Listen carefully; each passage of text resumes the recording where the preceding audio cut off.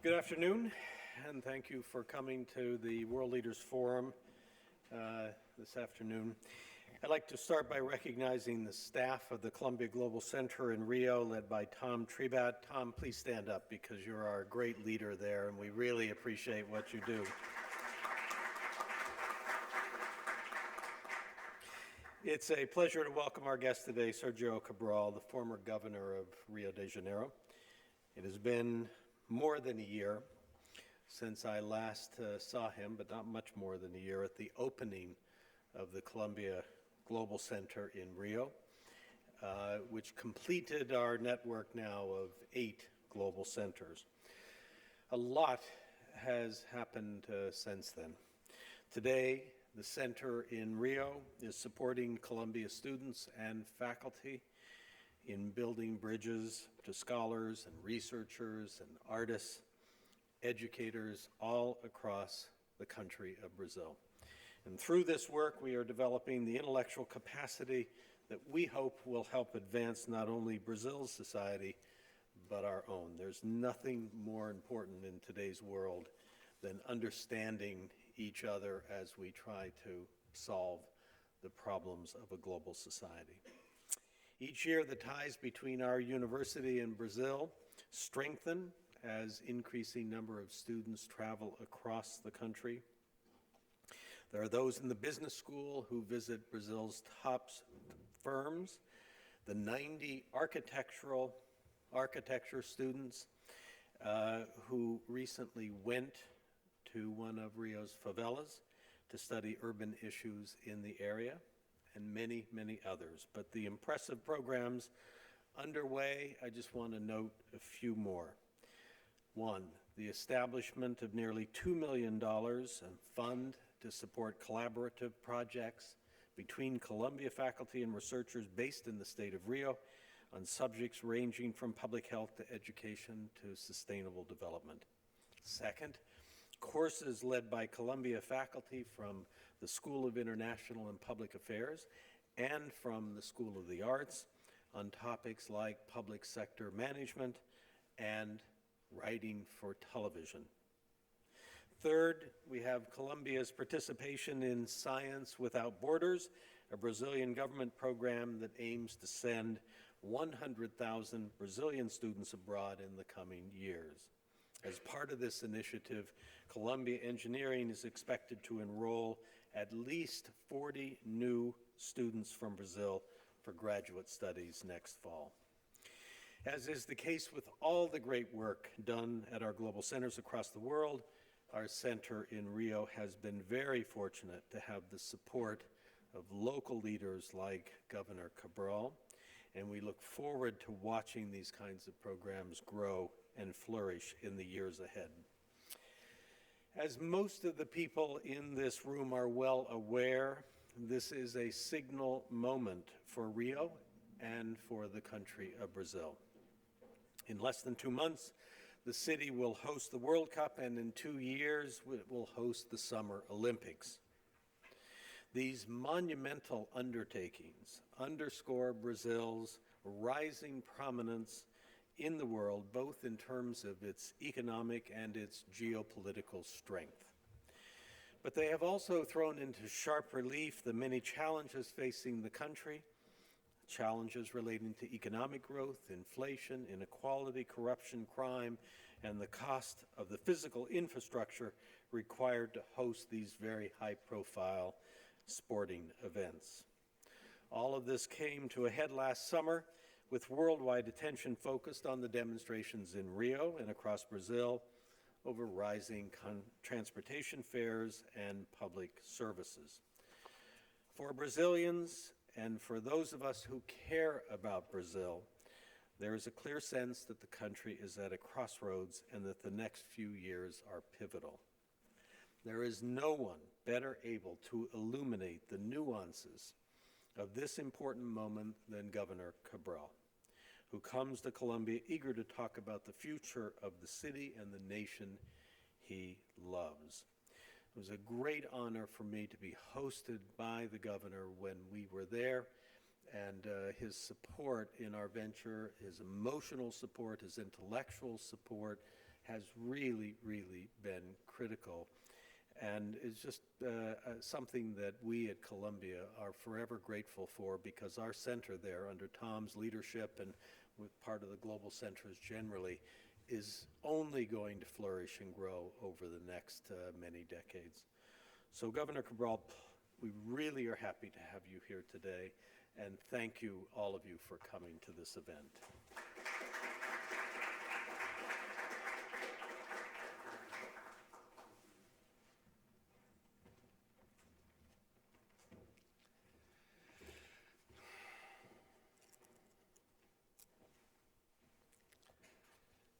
Good afternoon, ladies and gentlemen. I speak in Portuguese.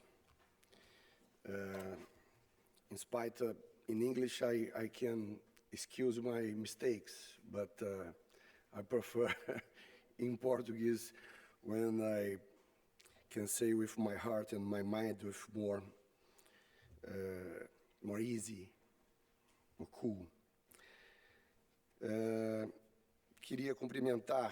I would like to salute my friend Lee Bollinger, President of Columbia University, not only for the kindness of the invitation, but for the deference of honoring us with his presence as our host.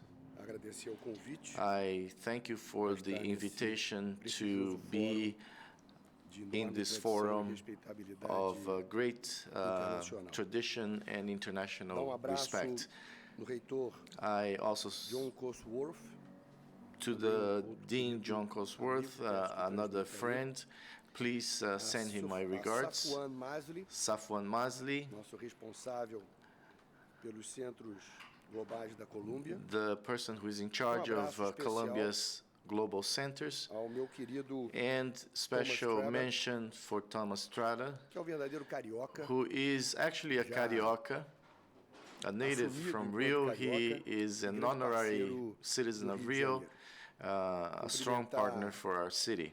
I would like to salute all of you, all the students, faculty, both Brazilian and foreign, those who are interested in Brazil, and those who are interested particularly in our state of Rio de Janeiro.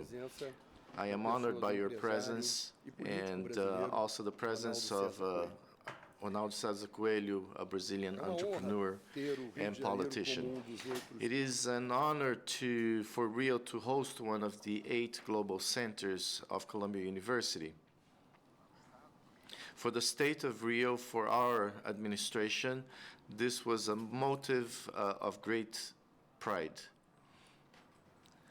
Mr. Bollinger, to have attracted this institution and the presence of your global center, which, as you mentioned, is already producing multiple fruits. And I have no doubt that in coming years, we will transform Rio de Janeiro in a ever more global state, and we will develop the capacity of our public officials as one of the main objectives of the Global Center, and as well as facilitate and make people's lives easier. With the tradition of Columbia University and the forum to which I was invited, it is important for us to digress very briefly on what country Brazil is, what is the size of Brazil, and how Brazil was created. Of course, when we read Sergio Buarque de Holanda, we can understand much better than I can explain, but we were colonized in a totally exploratory manner by the Portuguese Empire, an European empire.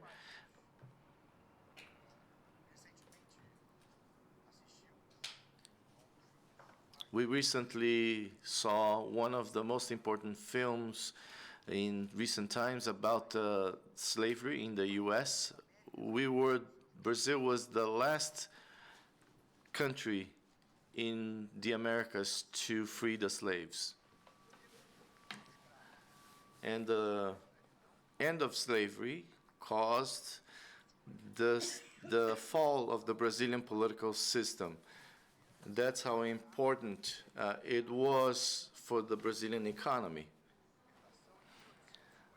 The end of slavery in 1888, and in 1889, the Republic was established. As we know, from top to bottom, in a way that was a result of the weakening of the Brazilian economic base, of the Brazilian elite, rather than a regime change initiated by the people. In the beginning of the 20th century, without popular participation, Brazil, from 1901 to 1930, we held elections for president in a manner that was absolutely geared toward an elite. Women did not have the right to vote, and the process was very elitist. So much so that in 1930, there was a coup, the first coup under the Republic, which was the ascension of Getúlio Vargas to power after an election in which he ran against Prestes. From 1930 to 1945, we did not have elections.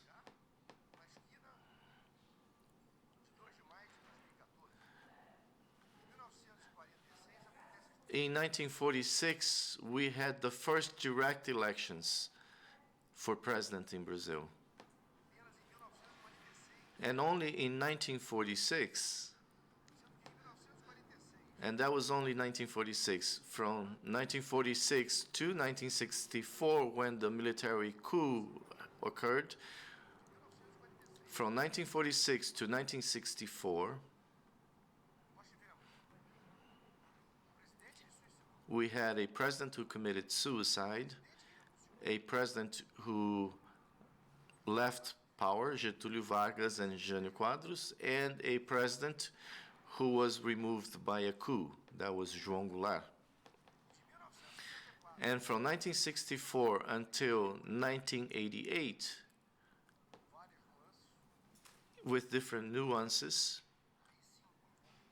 with the involvement, the very strong involvement of the Brazilian people, which during the 20th century became engaged and participated in a major moment of Brazilian history. In 1988, we enacted our new constitution, which in October of last year celebrated 25 years of existence. I was born in 1963. 1 year later, the coup occurred.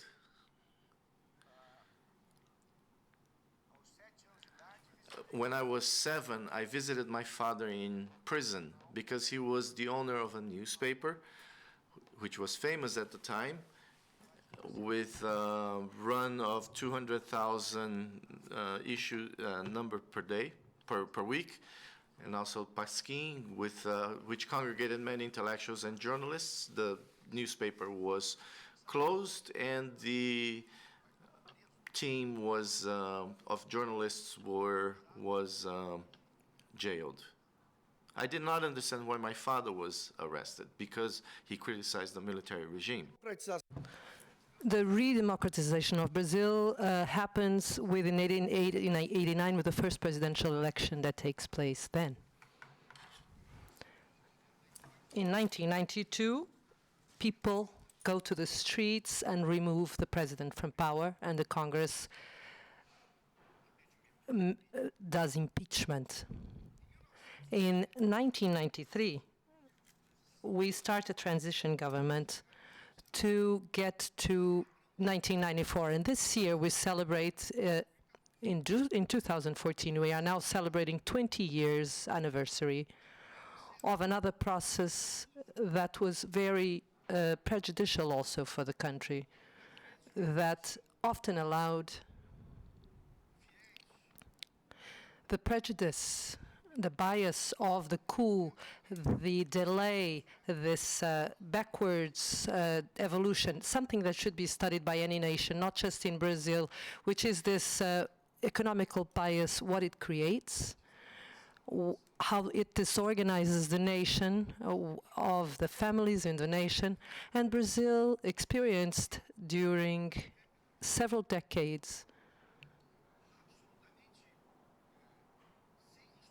with no macroeconomical instruments that other nations had already conquered many years before, mainly in the post-World War II, the Northern Hemisphere nations of Europe and of North America. And only in 1994 were we able to reach the macroeconomical basis. It's not possible to tolerate inflation. We cannot have a weak currency. We are not able to live in a country in which the price of merchandise is changing per hour. How many economical plans, how many currency changes were experienced in Brazil throughout its history, leading Brazil to the international skepticism, to disrespect internationally, disbelief, and with the President Fernando Henrique Cardoso, we created a currency, a policy. And at the same time, Brazil deepens the democratic process. It deepens its instruments of democracy. Lula takes over the government in 2002, gets elected, and he deepens these macroeconomical instruments at that time. And we come to 2014 with President Dilma, the first woman elected to the government in Brazil, concluding her first mandate, and democracy being now more established. And the debate that I'm bringing to you is we need to advance further. We need to advance further in regards to the Brazilian democracy model, the decision model in Brazil, the decision-making process model. I was mentioning to Mr. Bollinger, trying to explain somewhat the decision-making process in Brazil, how much we still have, and I am presenting this debate to you, we still have a nation concentrated in terms of its power of decision, the nation, the decisions of the nation, local decisions. The United States in America, here, this country was born based on the pillar of state autonomy. It is not possible. I keep thinking, if I tell a Supreme Court minister here, if it takes care of thousands of processes per year, and I keep thinking, how about if I would present this to him? This would not be conceivable that the National Congress has a gigantic agenda, and that the executive, the federal government has also a gigantic agenda. In a continental country like Brazil with 27 states, with cultural differences, marked cultural differences, economical differences that are also very steep between the states, and with a concentration of power in Brasilia. And this does not integrate the daily national agenda. Quite the opposite. There is a culture of the Brazilian elite, of the politics in Brazil, of the press, the media, of the academia in Brazil, that every time a problem appears in Alagoas, in Brazil, Rio de Janeiro, Rio Grande do Sul, any state, the federal intervention is almost requested. It has to be requested, whatever that might be. when the federal intervention should be when should be requested to Brazil only when needed instead of at every daily agenda. Like if the states and the cities were not able to find solutions for their own reality. I'll give you a concrete example, a real example. How can the environmental legislations be the same in the 27 federal states of Brazil? How can the traffic legislation can be the same in the 27 states? The Acre and the state of São Paulo cannot have the same traffic regulations, environmental regulations. We are living in a country where some states deliberate about behavioral questions, value questions, and the neighbor states that think differently. So this is a topic that me, as an ex-governor, I was a chief, I was a leader in my state, a state power, governor, and so I'm speaking being totally aware that this is a great challenge in my country as far as the political architecture in Brazil, being it the economical arena, the jurisdiction, legislation arena, behavior, values. This is the big challenge that we face. When we speak about Rio de Janeiro in 2007, the reality was very difficult at the time. The Brazil that changed with this macro economy, the Brazil that grew, that evolved, Brazil had the opposite process. It had a reverse process. When we arrived to Rio de Janeiro, the criminality index in Brazil was unacceptable.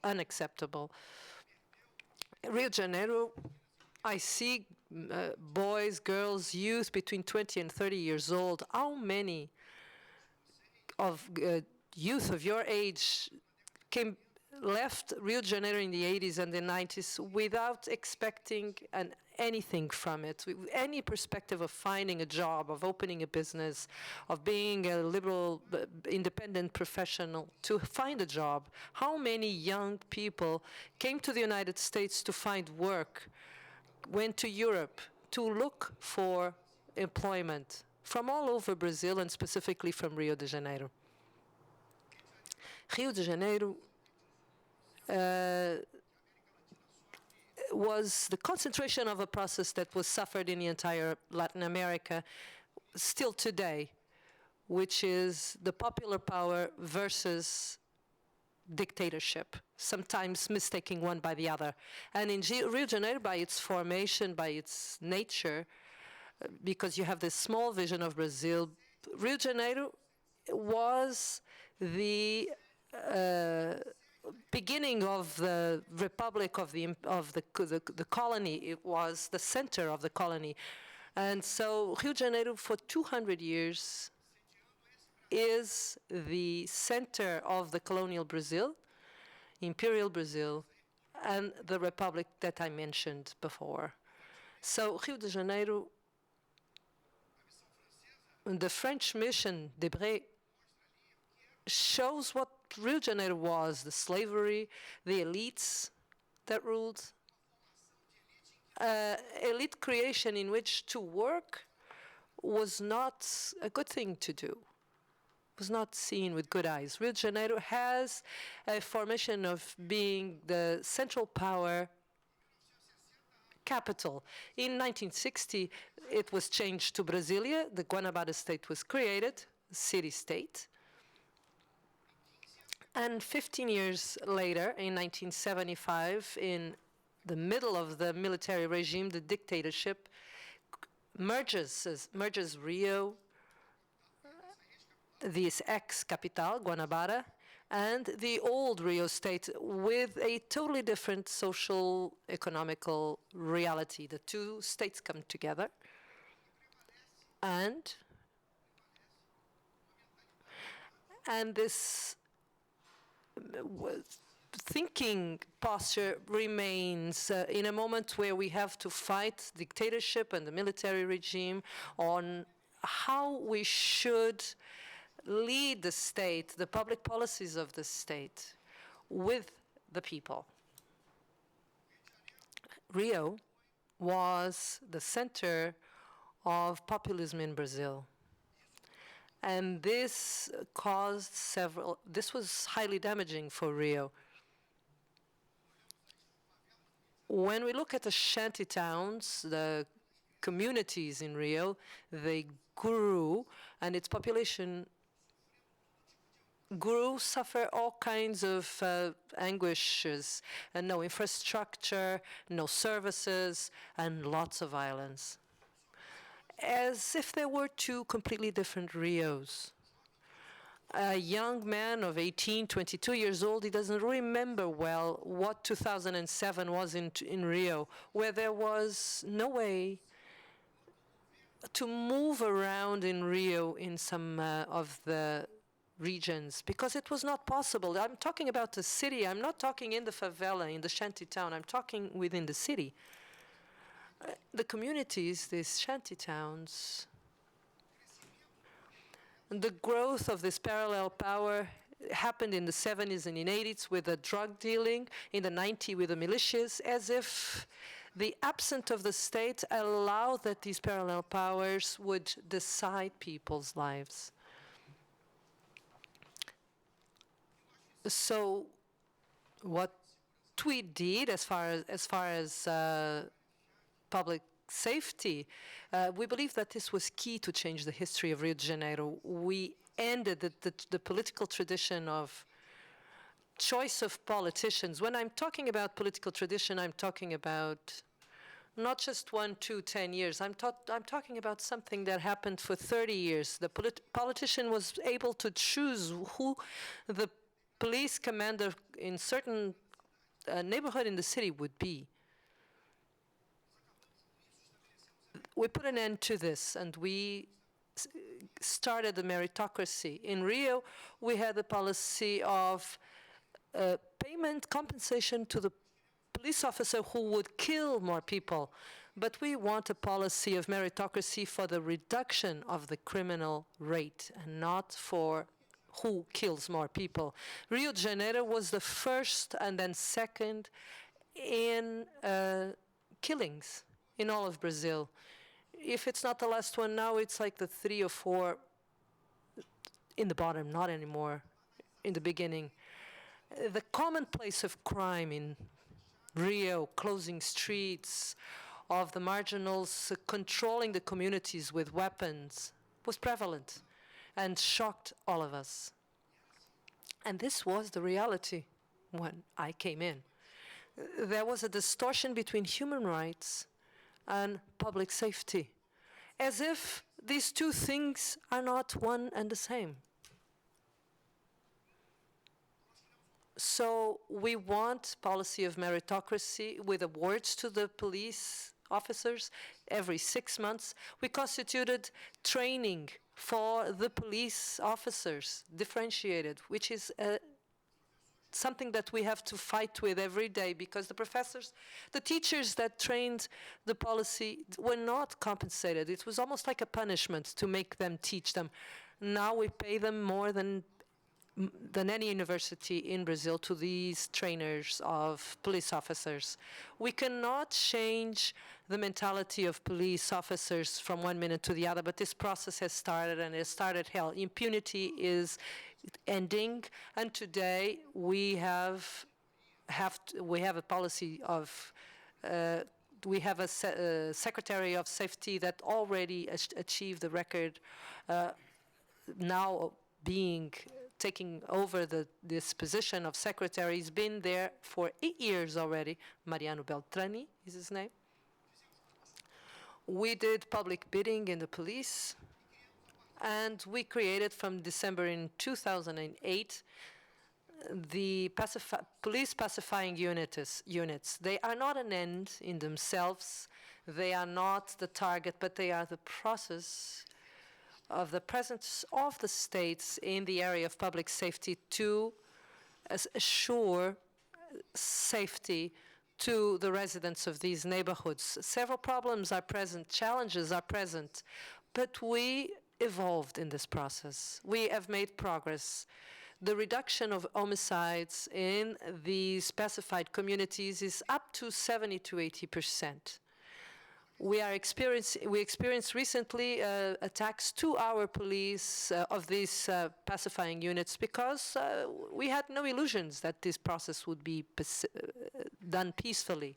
It's obvious that the territorial control that is rooted through 35 to 40 years is not going from one moment to the other, see their business, their dominating presence be shaken and with no response. We also knew that increasing our pacifying units, the number of police officers, we are increasingly at risk of making mistakes in the police procedures that are taking place. But it is evident in numbers that the reduction of crime was very important. And through this political decision-making, from 2007, we prioritized the management of public safety. Rio de Janeiro had never done public bidding for the environmental area. We did not have a public manager's career open in this state. We made more than 70,000 we placed more than 50,000 teachers in education. We progressed in these priorities in the area of education like never before in the history of the state. It had been 12 years since teachers had had any increase in their salaries. We have not attained our best, but the education in our state pays the best rate per hour of all of Brazil. Our teachers that were one of the worst rates per hour in Brazil, right now in Rio, we have the best pay except for Brasilia, because that's a state where it's the union that pays the salaries in this state. We established the system of meritocracy. Recently, a university of the same level in Boston, Harvard, invited us to come and tell them the history of education in Rio de Janeiro. The Secretary of Education was for a week telling about the state case study of Rio for the academic. We're going to have the index of the INDEB. I'm sure that we emerged from the 27th position and we went up 11 positions since 2012. And in 2013, we hope to be among the 6 or 7 best in Brazil in terms of education. In the public health policy, we changed this system of dependency of the public servant in the health area, an area where Brazil needs increasingly more doctors, and we do not have by the formal regime to have these doctors because there's several options of work. There's lots of openings for these jobs. So we created the PPPs with the social organizations. And this made it possible for Rio to create a revolution in the state network of health that has not reached the level that we dream for. But if we look backwards, we created a model of emergency care, 24-hour emergency care, that is an example for all of the other countries in Latin America.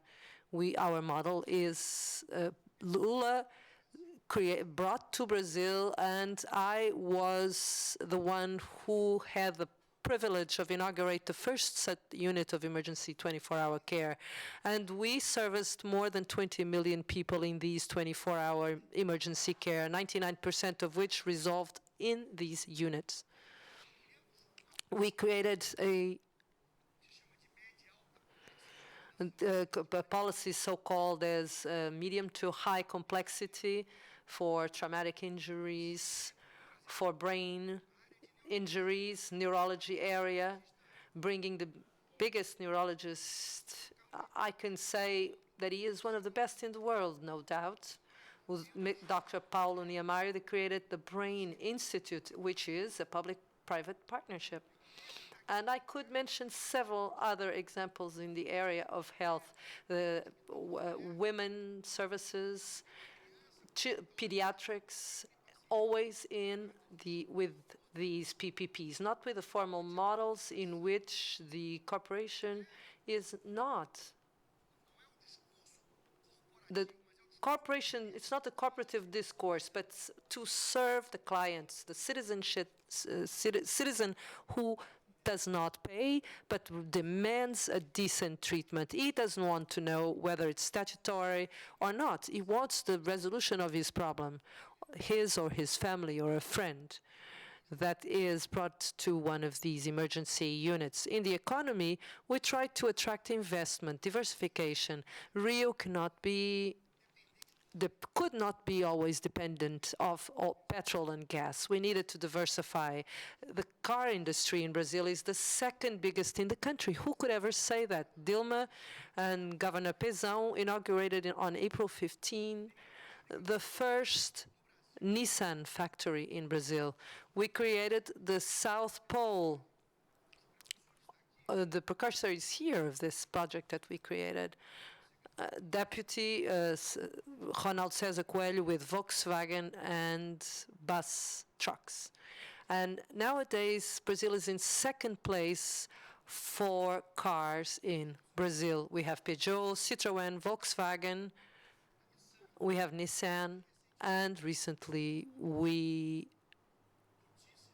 one of the latest news from my government before I ended my mandate, the communication that we will have the first factory of Land Rover outside of the United Kingdom. They have one in China in partnership with Chinese companies, and another one in India where they have the owner of Land Rover has business. But this is the first 100% investment of Land Rover outside of the United Kingdom that will be in this region where these other industries are, with a supply chain adequate to the sector. The pharmaceuticals, such an important sector. How many companies have we attracted? How many came back to Rio de Janeiro? The sector of research and the global center that was mentioned here before from Columbia University. Brazil has attracted 20 research centers. Of these, 15 are in Rio. General Electrics, that was just in the beginning meant to do just petrol and gas, but now is also taking over the health area. L'Oreal, cosmetics. Research centers in every one. These are true, strong, solid research centers. And yesterday, the mayor, Eduardo Paes, inaugurated one more of technology, Intel. Cisco recently also opened a research center in Rio. We have the best relationship between the ratio of doctors per citizen of all of Brazil, and we had to take advantage of this fact. We had to turn Rio as a center of research of what's more important as far as I'm concerned, which is technology, technology of information technology, qualification, and we did it within the context of Brazil. Rio nowadays has a GDP the same size of the country of Chile, the same size as Israel. It's a state with 16 million inhabitants, still with great challenges ahead. We our idea, we had a goal when we attracted the international events to make Rio de Janeiro a reference in international events, but also an instrument, a legacy to the population. In 2016, when we have the Olympic Games, in 2007, 20% of the population was the transportation was high-capacity transportation, and in 2016, almost 70% of our population will be transported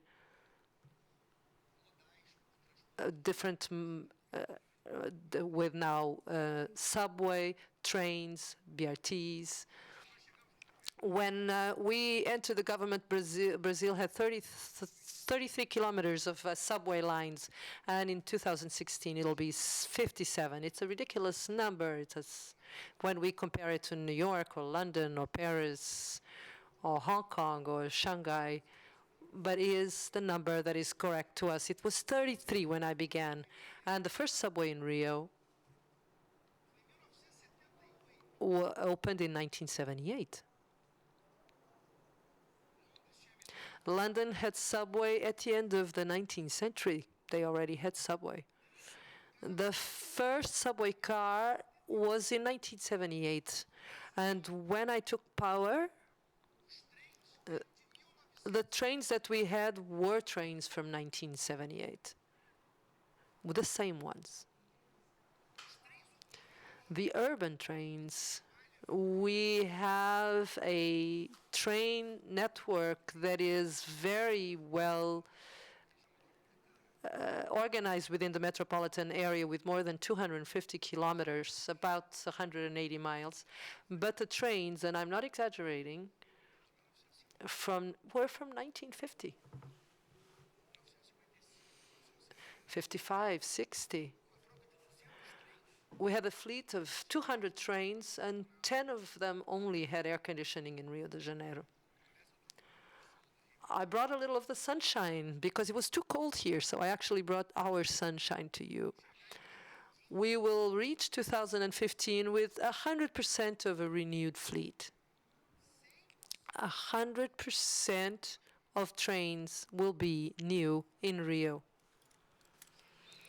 To serve a population with agility, flexibility, I'm not able to say to you, I'm sure you know what this means in terms of time saved, time that you can spend with your family, in leisure times, sleep time, peace in your mind.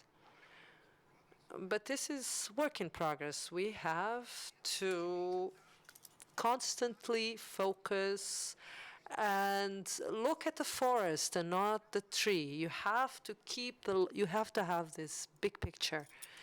It's not easy. While all this is being done, problems subsist. We have one of the biggest navigation lines of ferry lines of the Western Hemisphere.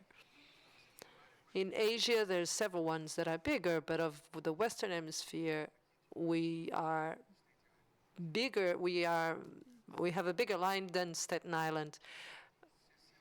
When I started, we have almost 130 passengers per day in these boats, ferries.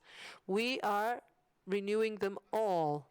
We are bringing in 2,400 boats for 2,400 passengers. They're already bought. We already have them. Just to have an idea, to conclude, when I assumed the government, Brazil had not taken a loan for more than 10 years. Any Brazilian knows. It's as if Brazil would have an SPC of Serasa, which are control organs for anyone who does not have credit lines approved for the citizens. It's like private credit. We were not able to obtain any credit. Today, we are the leaders. We are not subnational level. There is no one that has so many financed resources as Rio de Janeiro, in partnership with the Inter-American Development Bank, with a German bank, with a French agency, with BNDES, with a Caixa Econômica, Brazilian central bank. billions and billions of reais that are invested in infrastructure, services, safety, education, new school units. We are building a school in the middle school and high school. There was nothing built for 20 years. Can you imagine? The capital of Tom Jobim, Cartola, Vinicius de Moraes. This capital didn't. A city that has the biggest television channel of Latin America, that has the biggest production of film, did not open its infrastructures for school, for education, for more than 20 years. So the process, as I said, is a work in progress. It started. It's in progress. We conquered for the first time in South America. We have investment grade. It's the first subnational state that conquered this grade. The management of Rio is a reference. It's a benchmark. We have an integration with the federal government, with the town hall. Eduardo Paes, a great partner. Dilma, another great partner. We have a common agenda, a work agenda, achievement, investment agenda. So my vision first is that I believe in Brazil. I believe that we have all that we need to overcome the bottlenecks and all these challenges that we brought back from centuries ago, all the wrong conceptions that we had in the country and in Rio de Janeiro. I'm very optimistic with the 21st century Brazil, very optimistic with what we can do in our country and in Rio de Janeiro state. I believe that Rio is the synthesis of this multicultural, multiracial country. I'm very proud of being the first state that created a quote policy to say yes, to have an opportunity policy for our black people that only grew in rank in the last years. Our state universities, UERJ and UEF, only went up on the national rank recently, and they have a we were the first ones to create this quotes policy. My state, because this was a topic that was for the Supreme Court of the state. This was something that was, as far as gender questions and this, the homosexual couples,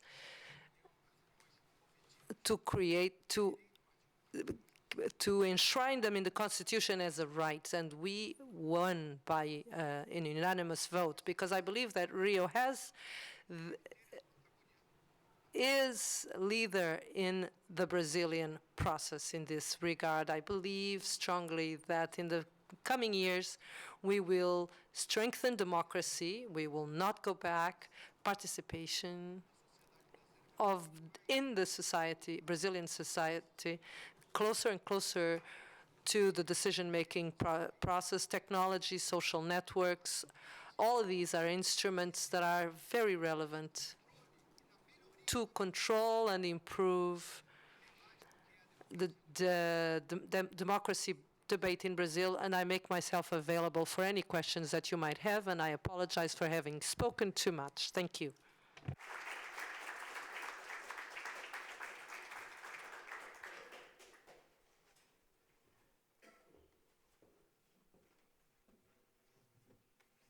Great. Thank you so much. So,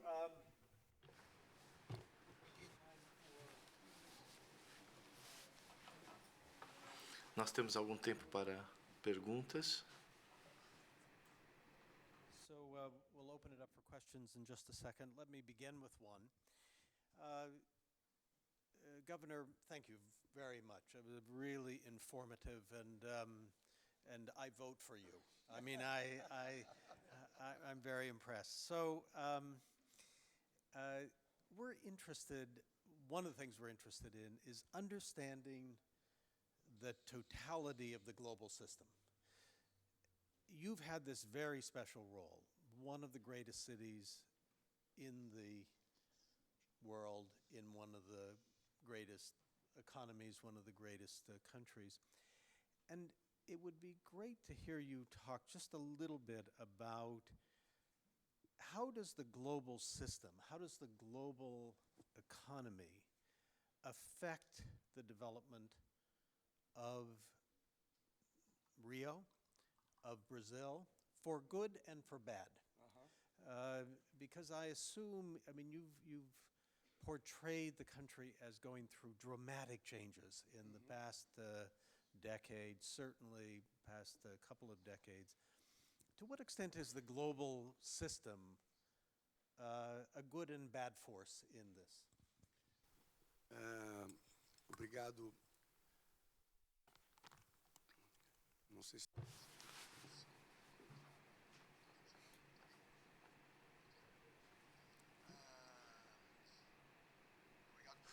Thank you for your question, Mr. President.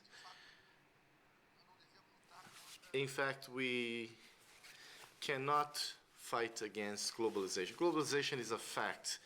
The speed with which it happened is a fact. There were two major motivations for globalization of information and the speed with which it occurred since the 50s, 60s, and 70s. Wars and financial markets, the structure of power of military forces, and then we had the advent of the internet in the 60s and the financial market, which has always spurred the growth and the development of information technology. This is a fact that's universal. I know our talk is being transmitted worldwide through the internet.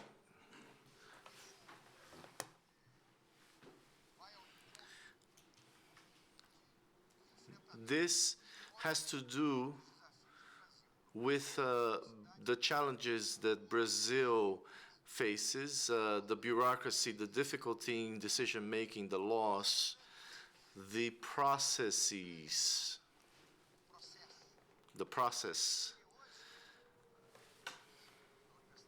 Here at Columbia University today, or in any other university in the world, what is studied most about success in both in the private and the public sector is to take care of success. What I did first in Rio de Janeiro was to bring a great Brazilian who is an expert, Professor Vicente Falcone. He was sponsored by major businessmen to take care of the decision-making process. It seems to me that that is the most relevant topic. Brazil has a large domestic consumer market. Brazil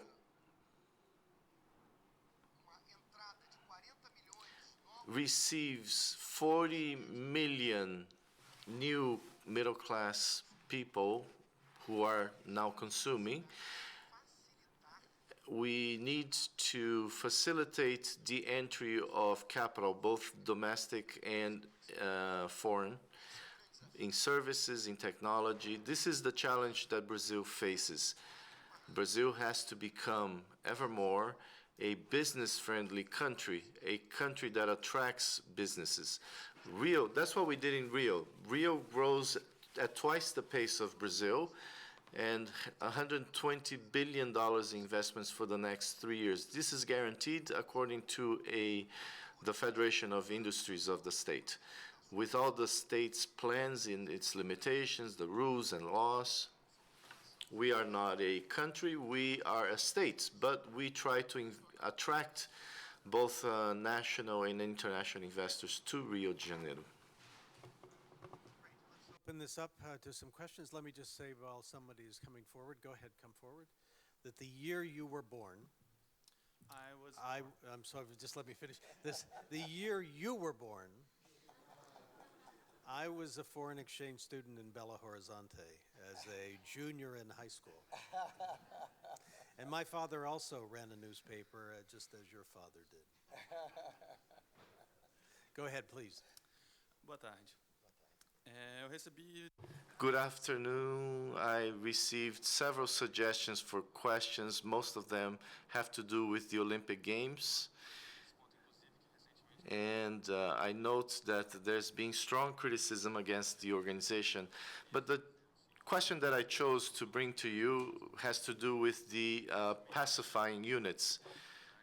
Of course, the state is commendable for entering into spaces that had no presence of the state before. But it's hard to imagine that this occupation will be able to be done in a generalized way in a very large number of communities in the state, not to mention the country, communities which need a police presence, police occupation. This strategy, can it be successful in the long term? And a more general question, many people believe that the idea of a war against drugs is a lost war, and the need to occupy communities that are dominated by drug traffickers. In the long run, will this spell failure for this effort as well? For example, in the United States, there are 2 states that are beginning to work on legislation related to a specific type of drug. Uruguay is following the same path. Andrea, obrigado. Andrea, based on your accent, you must be from Rio. But in answer to your question, the pacification of communities efforts, it will have many consequences. Let me mention a few beautiful cases. During these 5 years, in this very recent period, we have a development agency in Rio. We finance microfinance for these communities. There are incredible stories where we honor the best entrepreneurs in the Guanabara Palace, in the same room where I received Mr. Bollinger, where we have honored the best entrepreneurs with the press, with the public, and other entrepreneurs who were in the run for the prize. These stories would not have been possible without the pacification of the communities. The opening of beauty parlors, bakeries, very interesting services for home delivery of products or services, technology projects. There has been an incredible change. I don't know if you are a parent. I am a father. For a father, it's so important to know that your child can walk around your community without meeting somebody with a weapon in his hand, wondering whether he would let you through or not. With respect to your question regarding drugs, I have told 2 cabinet members both in the Bush and the Obama administrations, talking about the pacification policy. I mentioned that we are not fools. We know that the drug consumption in large cities like New York, London, San Francisco, any large city in the world. But in Rio de Janeiro, there was territory controlled by the drug gangs. There were commandos, militias, groups that physically, with weapons, controlled these territories. In Latin America, in Central America, this is a very serious matter. Among the list, among the most violent cities in the world, Rio de Janeiro was not included. I'm thankful for that. But there are cities in the northeast, in Honduras, that are included in the list. There are cities that are controlled by parallel powers. I agree with you on the legalization of marijuana. I said so when I was governor in my first term, and I still defend the legalization of pot. The two states, Colorado and Washington in the U.S., that have legalized marijuana, these happened precisely because there is an understanding within the American society that there are contradictions and flaws, but there is autonomy as well. Each state can talk about it and decide what they want to do. I saw a film, and I recommend it to you, about business at the website of Forbes, about marijuana business in Colorado and Washington. Because alcohol is also a drug. We have an operation in Rio that irritates a lot of people, but it's a success. It's the prohibition operation. We decreased deaths by 40% as a result of drunk driving. This has become a permanent feature of our law enforcement. That is due to alcohol, which is also a drug. We also have gone to the courts about the woman's right to interrupt a pregnancy. Why isn't this discussed further in Brazil? Candidates, they change their minds all the time. We as Brazilians, do you think we as Brazilians love life more than Americans or English or the French? Do you think, why doesn't the Brazilian woman have the right to interrupt a pregnancy according to certain rules, etc.? So we need to discuss these topics in more depth with the participation of the Brazilian society, from the most conservative religious leader to the most liberal individual. But we need to discuss this. This has to be on the table, because in real life, there are 200,000 Brazilian women who have gone to the healthcare system to care for abortions that were problematic, done clandestinely. There is a population that uses marijuana in Brazil. Why don't we talk about it? These are topics that are relevant. Of course, there's crack and other drugs. In the U.S., this discussion involves an entire community of doctors and other parts of society, but we need to discuss it. This is the challenge for the 21st century. This is our challenge. How old are you? Almost 30. I'm 29. Well, your generation, the generation of my son, who's 25, needs to discuss these topics. This will bring our country forward. There will be evolution. We need to, in regards to pacification, we can't, there's no solution that fits all. We can't compare Rocinha with 100,000 inhabitants with Dona Marta, which is another shanty town with 10,000 people. We can't compare different regions of the city, such as Urca and Copacabana, because they're very different. So each case is a case. Rocinha, Vidigal, two shanty towns, they are next to each other, but the realities are different. The number of inhabitants are different. There are many differences. So we need to see it case by case. So in the future, I think that some pacifying units will change their strategy and their presence, but that will be taken on a case-by-case basis. Let's take two more questions, and you can, decide which parts to answer. That's all right. That's all right. These are very important issues. So go ahead. Each of you ask a question, and then the governor will respond. Boa tarde, Sergio Cabral.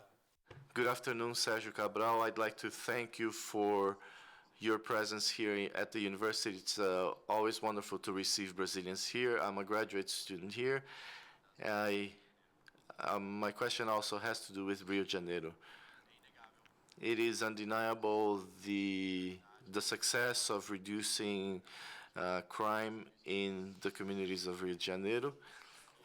However, there are also equally convincing data that speak about the number of people who have disappeared from the inception of a PPP, a pacifying unit.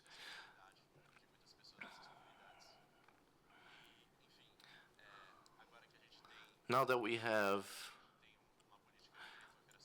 a meritocracy policy in the police, there are suspicions that this more common practice of murders of criminals and disappearances of criminals, whether we report the facts or cover it up. What are your comments? What's your name? Bruno. It's not true. The number of disappeared people is different. There are cases such as Amarildos when the policemen are responding for their actions, including an officer. I don't speak about this with pride, but those that we have expelled from the police force, for example, Tim Lopes disappeared before in Penha. He was murdered. He was a journalist from TV Globo. He was conducting an investigative report about funk parties and the sale of drugs. 12 years ago, he was murdered and burned. So we used to have the ovens, what they call ovens, run by drug traffickers. Of course, there are police officers that behave illegally, but whenever this happens and is identified, there is punishment. Corruption, theft, murder, this is a different discussion. Brazil needs to talk about this in more detail. However, there is a department in the executive branch that pursues these cases. We take this very seriously. In a UPP, a pacifying unit, you are Bruno. You live in the Morro do Andaraí community in Tijuca. You, Bruno, you are treated with disrespect or violence by a policeman. You look at the name, Bollinger, that's his name, and his registration number. He's a representative of the state. You're wearing a uniform. But beforehand, somebody with a weapon would stop you and take your money, and you had no one to complain to. Who would you complain to? So that is the change that has occurred. Officer Bollinger can behave badly, but he will respond for his actions. This one will behave very well, I know. I came here. Obrigado. So Officer Bollinger is going to have to draw a very quick close to this. We'll take very quick question and a quick response. One of the things we cannot do is have students late for class. And so they're getting close, they're close to their class time. Go ahead. Boa tarde, meu nome é Vitor. Good afternoon. I'm in my second year here. My name is Vitor. You talked about your father for being a journalist that criticizes the military regime. There was a report on Globo. Two young persons said they were arrested in a protest. Would you comment the repression of these protests? The reaction against these protests by the state was very strong. Could you comment? What's your name? Vitor. Vitor, I'm going to heed Mr. Bollinger's instruction to be brief. Any democratic expression of the people to ask for better services and all that, these are all justified. But we have protests that were violent. And in fact, when the violent protests began to happen, and in São Paulo, for example, 150 bank branches were attacked and newspaper stands. This has nothing to do with legitimate protests. When you go to the streets, I was a student leader. I was expelled from school because I was critical of the military regime. My father was arrested. This is all democratic. However, when you start vandalizing the public properties, that's no longer a protest. That's vandalism. That detracts from what is absolutely healthy, which is a democratic and peaceful protest. A lawyer is active. The press is free. There is no censorship. Vitor, this is such it's night and day. There is a democracy. This is something that we cannot lose in Brazil. We need to further Governor, it. thank you very much for coming and speaking to us today. Thank you. Obrigado, foi uma honra. It's been an honor. Thank you very much.